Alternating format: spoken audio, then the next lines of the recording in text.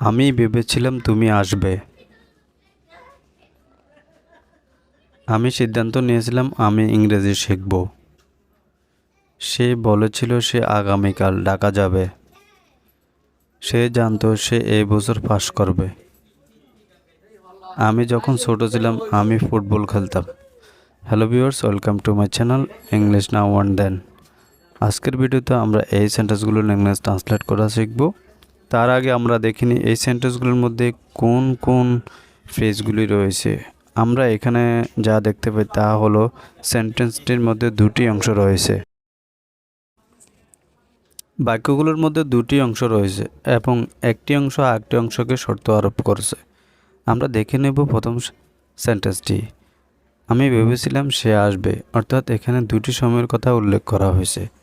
প্রথম অংশটি first tense দ্বারা গঠিত হবে এবং দ্বিতীয় অংশটি ফিউচার টেন্স। এখন আমরা উডের প্রথম ব্যবহারটি আলোচনা করব। প্রথম ব্যবহারটি হলো অতীতকালের ভবিষ্যৎ বোঝাতে আমরা সাধারণত উড ব্যবহার করতে পারি। তাহলে আমরা শুরু করি আজকের ভিডিওটি। উডের ব্যবহার এই ভিডিওতে আমরা শিখব। তার আগে বলে রাখি, আপনি যদি এই চ্যানেলে নতুন হয়ে থাকেন তাহলে অবশ্যই চ্যানেলটি সাবস্ক্রাইব করবেন এবং পাশে থাকা বেল আইকনটি অন করে দেবেন, যাতে করে এই ধরনের ভিডিও আপলোড করলে সবার আগে আপনি পেয়ে যান। সো আমি ভেবেছিলাম তুমি আসবে।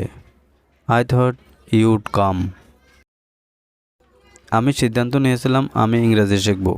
I decided I would learn English. সে ভেবেছিল সে আগামীকাল ঢাকা যাবে।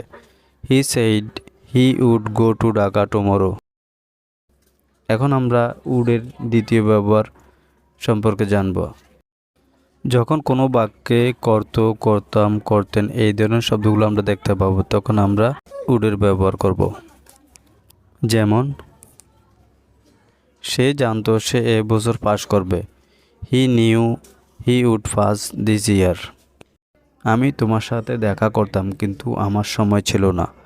I would meet with you but I didn't have time. আমি জানতাম তুমি এই নির্বাচনে হারবে। I knew you would lose this election.